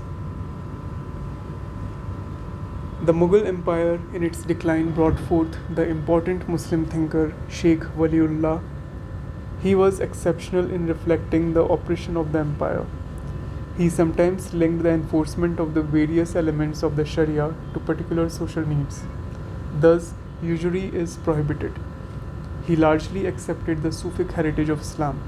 Hereafter, the element of pantheism in Indian Islamic thought seems to have increasingly receded into the background. Now, Christianity also arrived by this time in India. Syrian Christian and Jewish communities had long lived on the Kerala coast. The Red Sea trade keeping alive their contacts with Eastern Christendom and Judaism. With the arrival of the Portuguese, Catholic Christianity also arrived. Francis Xavier was the great pioneer of Catholic missionary activity. Another Jewist, the Italian Robert Nobili, tried the innovation of presenting Christianity in an Indian garb, incorporating the caste system by having separate churches for the upper and the untouchable castes. Much use was made by the Jesuits of the printing press to produce literature on Christianity in Indian languages. The decline of Portuguese power affected Catholic activity. The first Lutheran missionaries under Danish patronage arrived in 1706 at Tranquebar, Tamil Nadu, and one of them, how to pronounce this I don't know, I think it should be Ziegenbalg. Okay, Ziegenbalg. I'm not saying this is the right pronunciation. Translated the 4 Gospels into Tamil in 1714. So, Ziegenbalg was a kind of first Lutheran missionaries under the Danes. The direct effect of Christianity on the mainstreams of Indian religious thought, whether Hindus or Islamic, was as yet limited. The impact became significant only in the first half of the 19th century.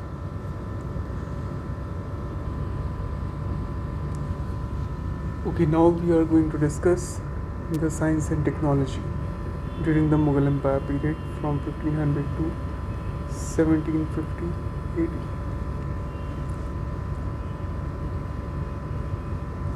During this time, the madrasas continued to be concerned principally with Muslim theology and its vast literature.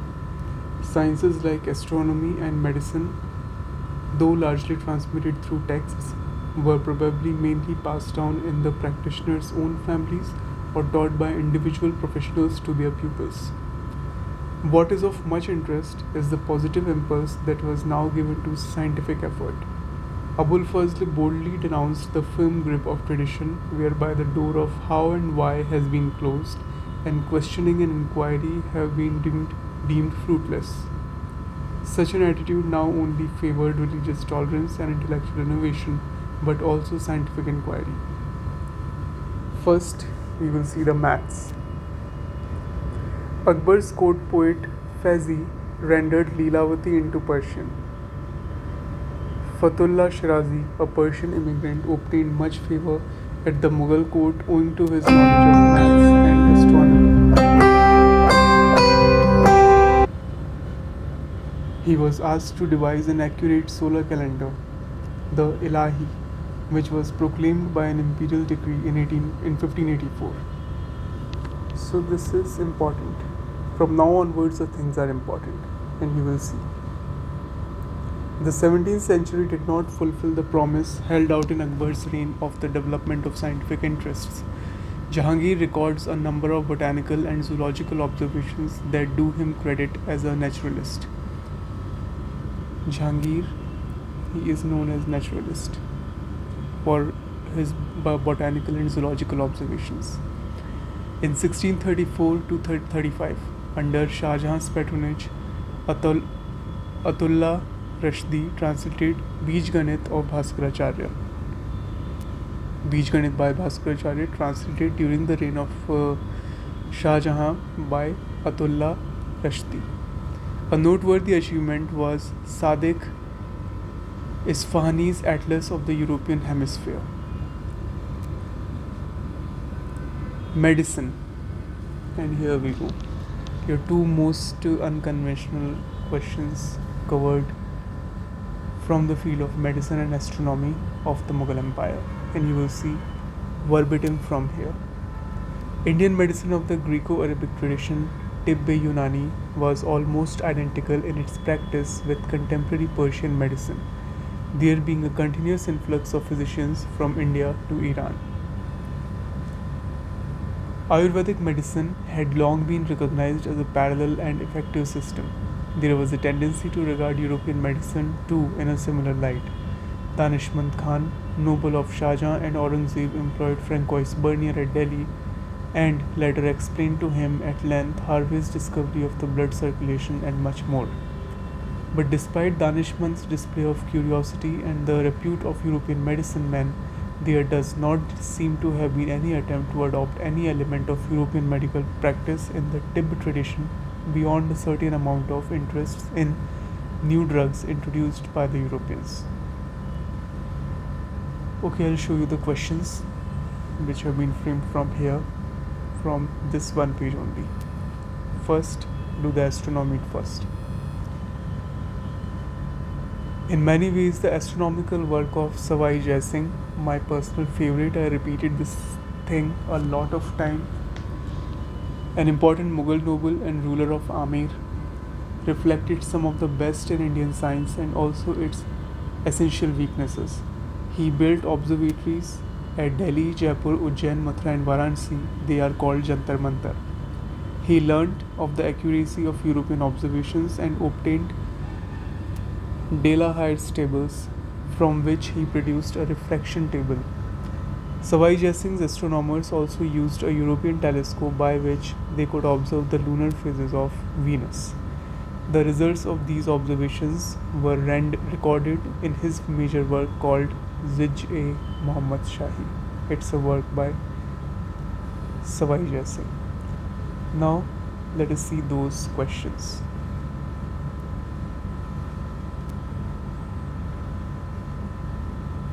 Just hold.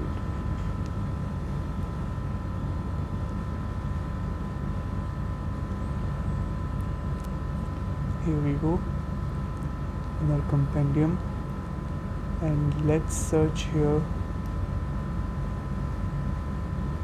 Yeah, this is the Mughal Empire compendium. Question number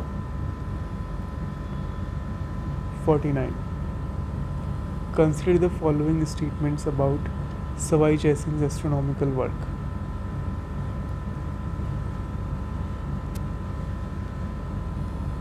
He learnt of the accuracy of European observations and obtained De la Haye's tables, from which he reproduced a refraction table. His astronomers also developed a telescope of their own to observe the lunar phases of Venus. Both the options are correct. Appeared in your CDS 2024. Next question. How many of the following statements regarding medicine and related practices in medieval India are correct? Also appeared in your CDS 2024. Indian medicine of the Greco-Arabic tradition, Tibb-e-Yunani, was almost identical in its practice with contemporary Persian medicine. Correct. Harvey's discovery of the circulation of blood was explained to a scholarly noble by European traveller Francois Bernier. Yes. The practice of smallpox inoculation was described in contemporary Unani and Ayurvedic texts. Now, this thing is not mentioned in your notes, but it is in the book, the same book.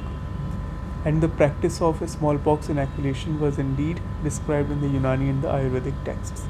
Hence, all these three statements are correct, so your answer will be C. So, this was the thing.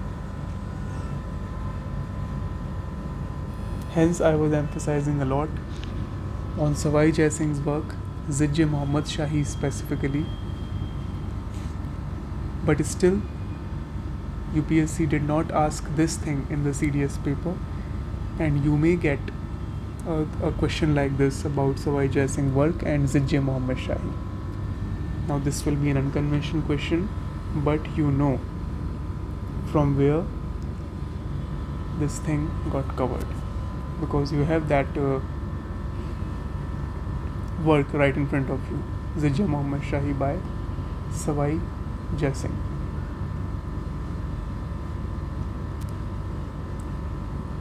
Now we will see some water related inventions. In India's pre-modern age, technology was either outside the acceptable domain of the scientist or just on the fringe of it. Here Akbar seems to offer an exception. Persian wheels, Araghatta or Sakia, repeated many times, which was used for lifting water, were based on pin drum gearing.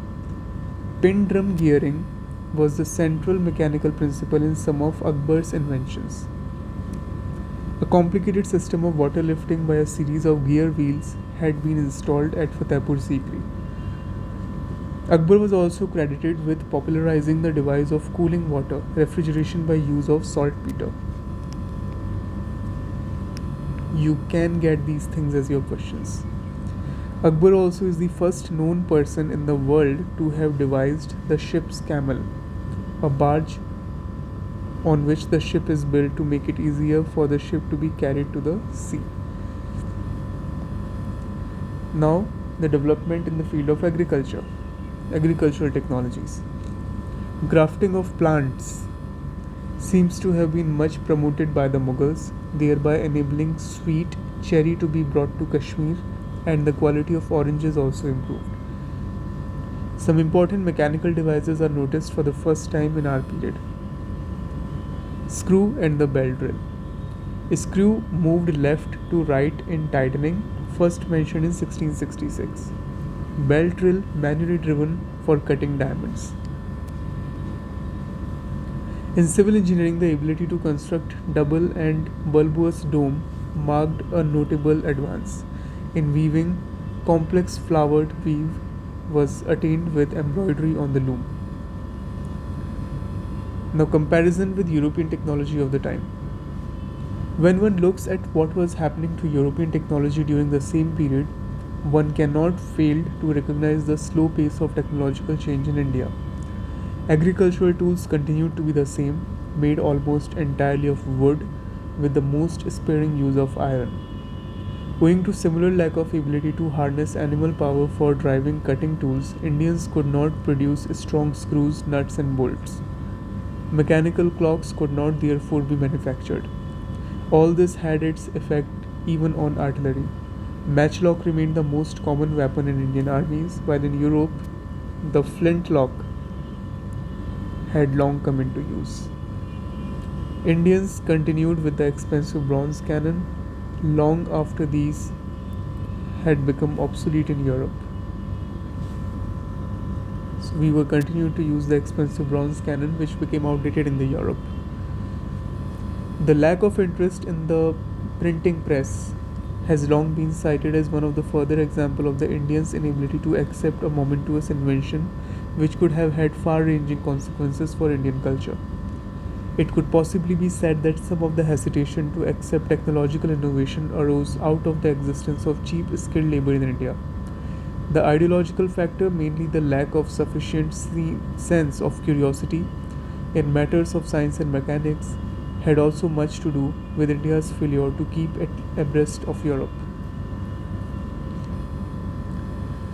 Now, we are moving to yet another theme of this part, the literature.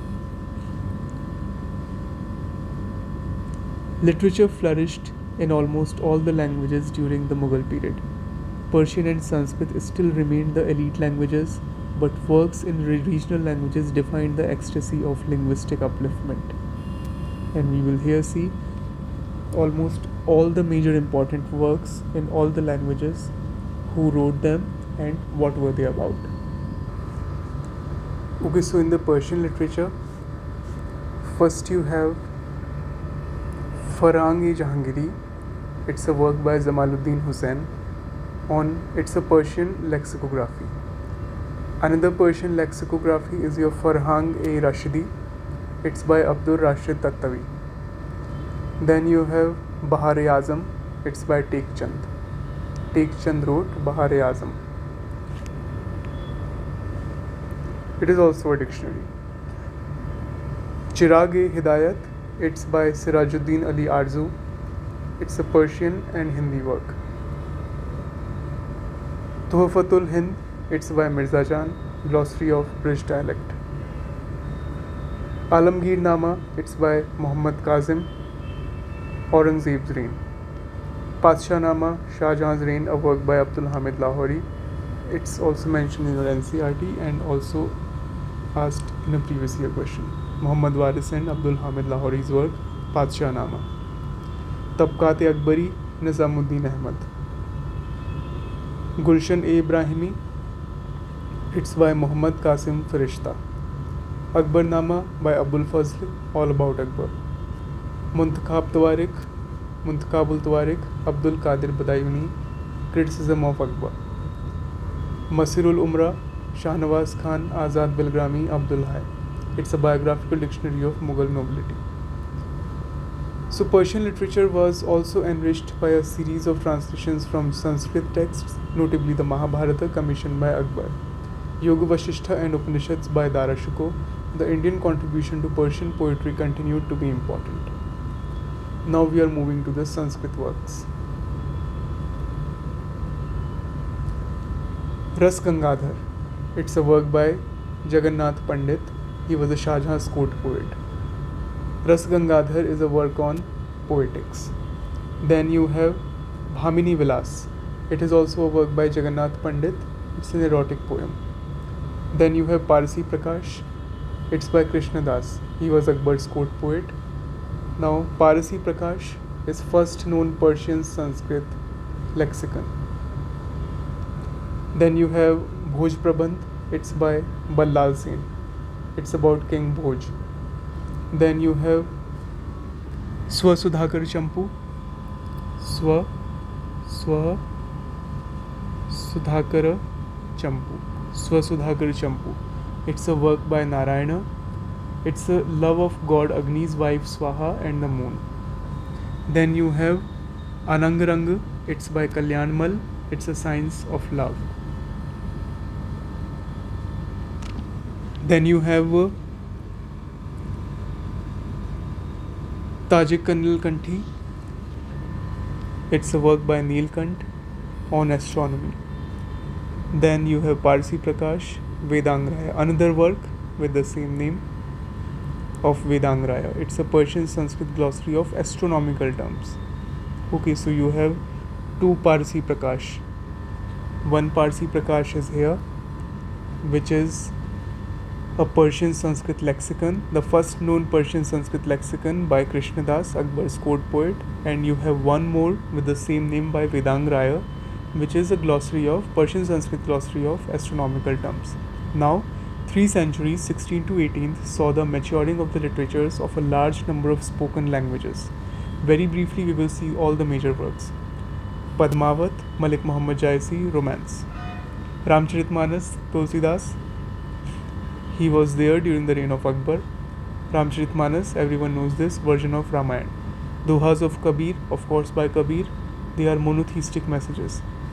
In the Braj, you have Satsai of Biharilal and Ardh Kathanak. It's by Banarsi Das. It's an autobiography. Abdur Rahim Khane-Khana, court poet of Akbar, and Sur Das also wrote their phenomenal works in Braj language. Now, if we talk about the Urdu thing, there is no doubt that Persian can also influence literary traditions of many Indian languages. A new language, Urdu, sprang from the interaction of Persian with Hindi dialects. Urdu may be said to have evolved when verses in this mixed language began to be composed in literary forms borrowed from Persian. This attempt was first made in the Deccan Sultanates in 16th and 17th centuries at Golconda and Bijapur. Of this Dakhini style, Muhammad Quli Qutub Shah was a famous practitioner. In Pashto now, we have one important work, Khairul Bayan by Bayazid Roshni. It's a religious text. We have already covered this in I think one of the work previously when we were discussing the sets, the Roshaniyas, if you remember.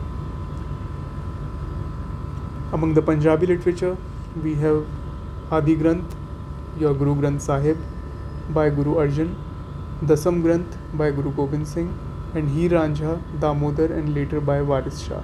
It's, of course, everyone knows this, a romantic love story. Then we have in Sindhi language Shah Abdul Latif's major work, Shah Jo Risalo. It's a poem on a scent. Now if we see the Bengali literature, then you have Chaitanya Mangal. It's a work by Vrindavan Das. It's a religious poem. Then you have Chaitanya Charitamrit by Krishnadas Kaviraj. It's on Vaishnava faith. Chandi Mangal, this is your recent year question. Chandi Mangala is a work by Mukundaram Chakravarti. It is Shaivite faith poem. Then you have Dharma Mangal, it's by Rupram. Then you have Shiv Sankirtan, it's by Rameshwar Bhattacharya, Shaivite faith poem, like Chandi Mangal. Then you have in your Bengali literature Mani Simha and Vidya Sundar. It's Man Simha, not Mani Simha. Man Simha and Vidya Sundar both are works by Bharat Chandra Ray. In Assamese, there were two notable developments. The Vaishnavite Bhakti poetry inaugurated by Shankar Deva in 1568. The adoption of the tradition of Burunjis or historical chronicles from the immigrant Ahom language. The Assamese Burunjis begin from the latter half of the 17th century. In Odia language, you have Haravali. It's a work by Ramachandra Patnaik. It's a romantic story. Then you have Samarat Rang. It's a work by Vrajnath. How to pronounce this? I think Vrajnath Badijina.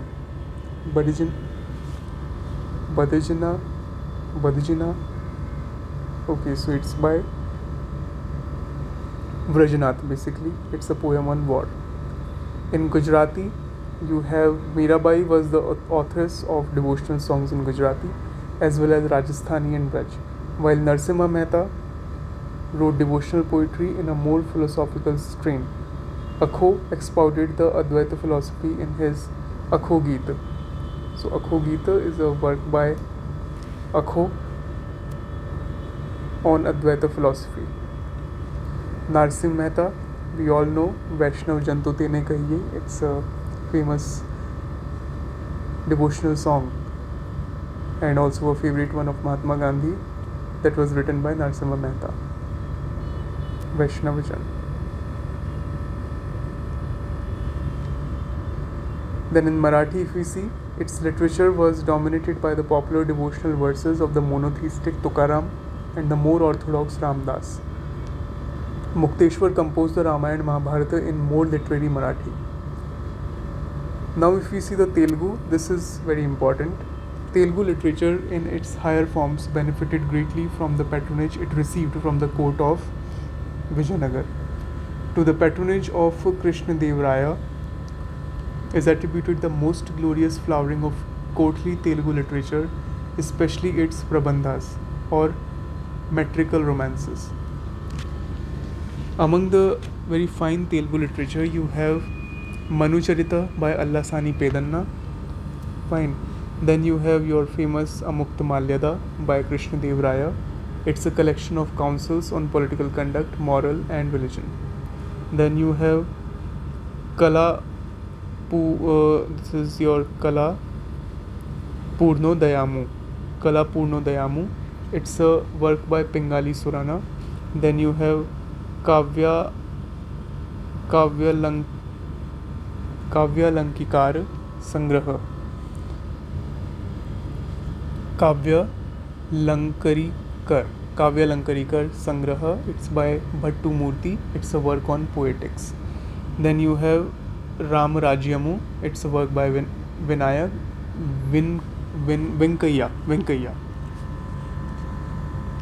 So Rama Rajyamu, it's a work by Venkaiah. It is about Aravidu dynasty of Vijayanagar.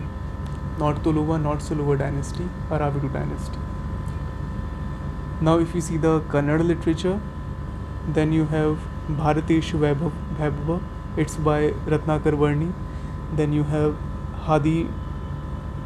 Hadivedya Dharma, it's by Sachi Honamma, it's about women equality. Then you have Kannada Leelavati, it's by Balavidya Cheluvu on mathematics. In Tamil, I know this is, you may be thinking this is very much and this is too much, but let me tell you, this is very few things I extracted from the book. Still, there are a lot of things mentioned in the book, but this is what I found crucial for the exam. Now, those you who have the notes and you revised it better in last 1 year, but I again emphasize, you should try to remember as much as possible. Even if you are remembering 50% of the things whatever mentioned in the notes, then you will be able to answer those offbeat questions with 100% assurity. But try to remember all the things, because still this is very less.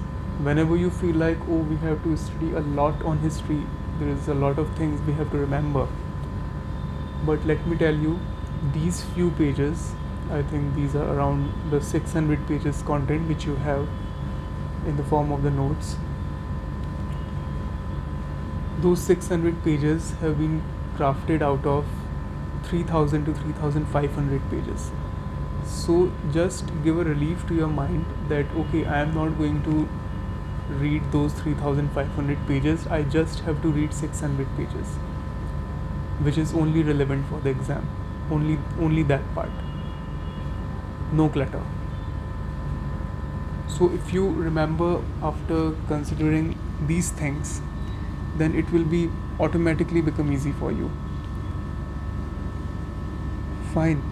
So this is the idea.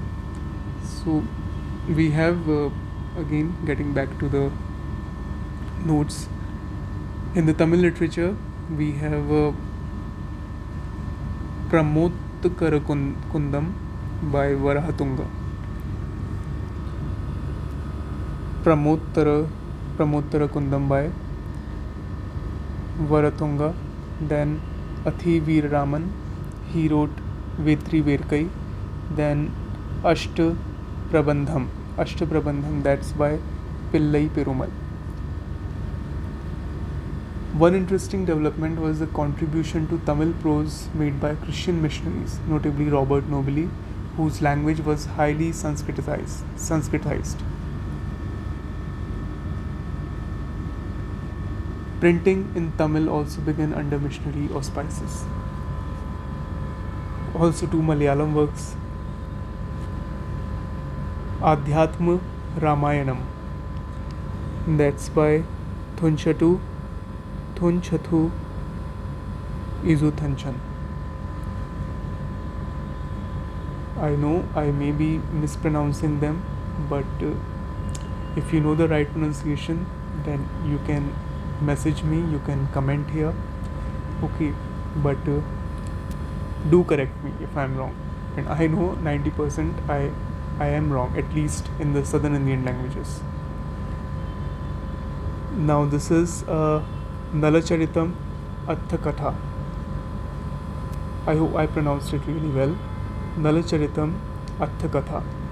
That's by Unnai Varyar, and it is basically a dance drama. So that's it. The literary development of a number of India's major regional languages in the period.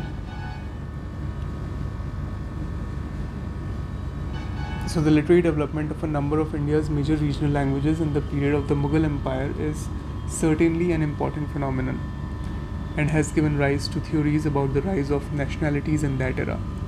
Rather than giving expression to a regional consciousness, such literatures probably deepened the degree of uniformity of beliefs, mythology, and rituals across regional borders.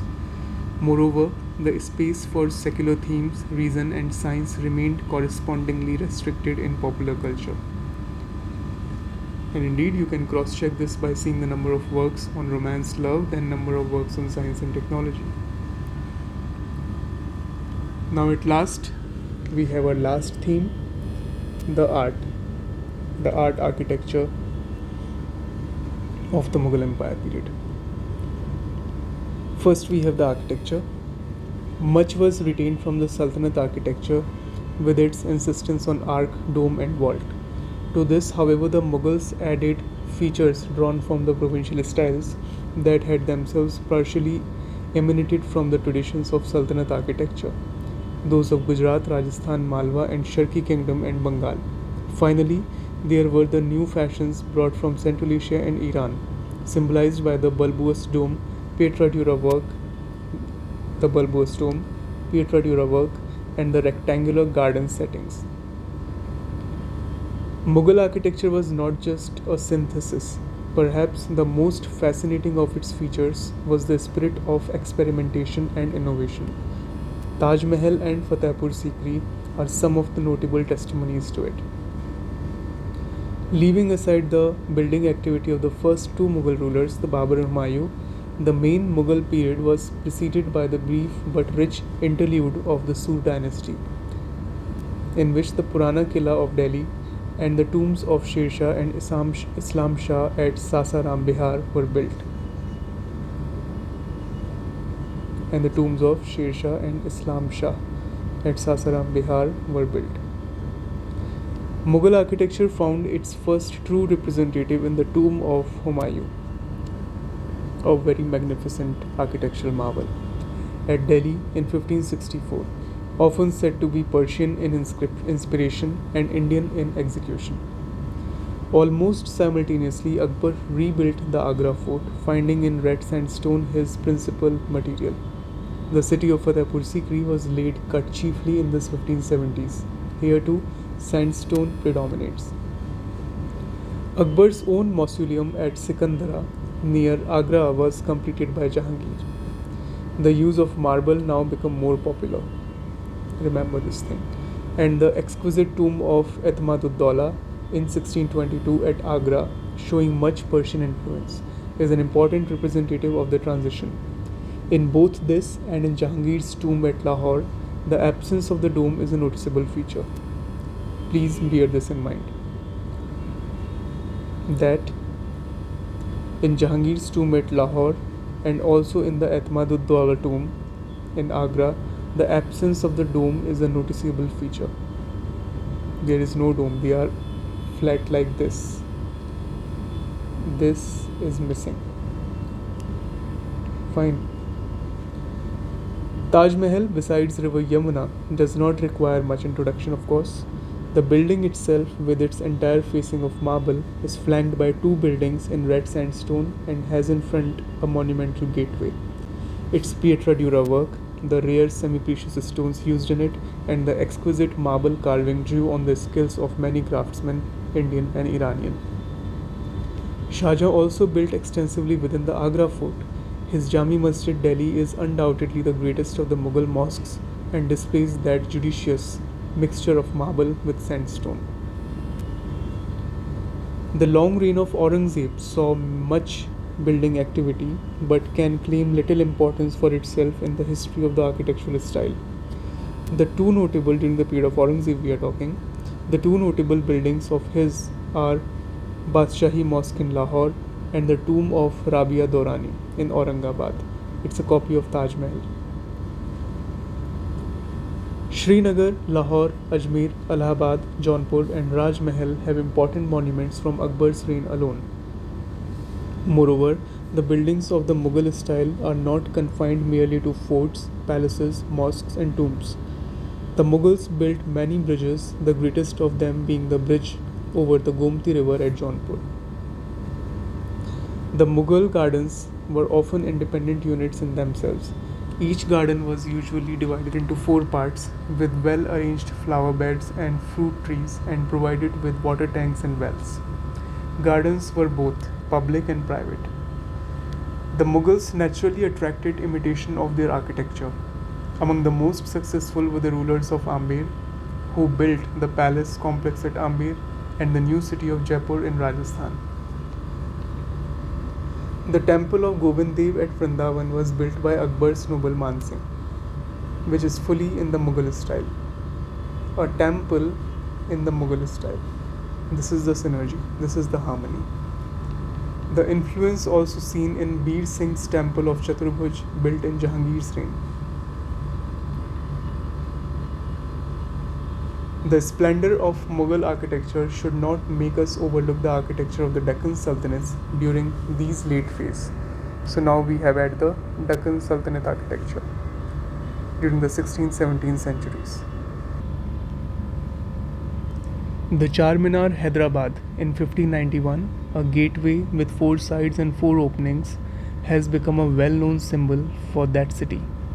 At Bijapur, the tomb of Muhammad Adil Shah, 1656, famously called the Gol Gumbad, possesses the largest true dome in India. And everyone knows this. You have a very simple kind of previous year questions also. It is also the second largest dome in the world. We read all these things in our childhood. In South India, the Dravidian style continued to shape temple architecture, as may be seen in the Meenakshi Sundareshwara temple at Madurai, 17th century, and the parts of the Ramalingeshwara temple at Rameshwaram, built in the 17th and 18th centuries. The Padmanabhaswamy temple, Kerala, was also built in the 1729 with extensive use of woods. In Goa, Portuguese pursued European fashions in their buildings. The Basilica of Bom Jesus was built during 1549 to 1605 with a combination of Renaissance and Baroque style, with the sea cathedral is pure Renaissance. While the sea cathedral is pure Renaissance. May not be important, but at least you should remember the architecture of every style, because this was also a kind of freshness in the architectural styles in the Indian panorama during this age. The paintings. The miniature painting, almost entirely done on paper, that the Mughal emperors patronized and promoted a lot, was in the beginning a branch of Persian painting with its emphasis on line, precision of detail, and deliberate eschewing of perspective. Its first 2 masters were Abdus Samad and Mir Sayyid Ali, both of whom came to India with Humayun. Out of this Persian core, Akbar created a new and vibrant school by establishing a large atelier that undertook the illustration of the Hamzanama in the 1560s. Now you have a question on Jahangir's love for the paintings. So here we go. Composite paintings, where portraits are drawn by one painter, the rest by another, are a particular feature of the products of Akbar's atelier. The emphasis on realism seems to have emanated from Akbar himself, almost from the beginning. In his later years, Akbar became interested in European painting. Features of Renaissance painting also began to influence Mughal art. Jahangir's reign, in many ways, marked the peak of achievement for Mughal painting. The main vehicle of painting shifted from illustrated manuscripts to albums and individual portraits. He was especially interested in portraits of individuals and depictions of birds, animals, trees, and flowers. During Jahangir's reign, a phenomenal painting has been done by an anonymous painter, and it was titled A Dying Man. European influence was now increasingly visible without, however, affecting the individuality of the Mughal style. Under Shah Jahan's and Dara Shikoh, Mughal painting reached its full maturity, though there was decline in sheer volume of the output. It is not correct to say that the Mughal painters confined themselves to scenes of battle, hunting, celebrations at the imperial court, and assemblies of religious men. Like Persian paintings, this is important, like the Persian paintings, Mughal paintings was essentially secular. As the influence of court painting spread, it ultimately threw out branches in the form of provincial styles. In Rajasthan and the western Himalayas, the Rajput and Pahadi schools came into existence. Here, by the side of secular painting, devotional painting, especially depicting Krishna Leelas, became increasingly prominent. Now at last, music and the dance. Indian classical music entered a richly productive phase in the Mughal period. Masters of both vocal and instrumental music employed by Akbar. The great Tansen was one of them. You have 2 questions on Tansen. Drupad was now the favored composition, of which Nayak Bakshu was the recognized master. By early 16th century, the Khayal developed. Don't worry, we are going to cover all these in our upcoming set on art and culture, or dedicated one. So by the 16th century, the Khayal had also evolved, permitting much greater freedom for improvisation. Mughal miniatures gives us evidence of how Mughal court patronage shifted from Central Asian to Indian instrumental music and dancing. Dancing seemed at its courtly levels to be the exclusive preserve of women, designated lolis, kanchans, etc. These women generally belonged to particular castes and communities, and at higher levels received much training. So this was it. All relevant things, terms have been underlined, emphasized by me a lot. Try to remember the literary works and authors. I've also written the same thing here too. Mains specific things have been covered thoroughly as per the previous year questions. Religion's part is highly important. Your modern Indian history notes will begin with the decline of Mughal Empire. So will be your discussions. So with this, I thank you so much that you have learned a lot of things. I hope you will be able to remember whatever I have discussed with you, whatever notes you have read. Try to read it once more. It's a matter of just 2 and 3 hours when it comes to medieval Indian history. You are good to go with your NCERT notes. Okay, of course revise them as much as possible, because many simple verbatim questions are getting picked from those NCERTs, especially the class 12th themes of Indian history part 2. And after that, just revise this much only, these 60 pages, 50 to 60 pages notes. Okay, and this will be more than enough for medieval Indian history. Whatever questions you are getting up, I am quite convinced that you will get questions from here, and no need to worry at all. And even though you are getting something else, it will be just like, okay, one question of such category will be there. So don't worry at all, and keep revising and keep enjoying the history. Thank you so much.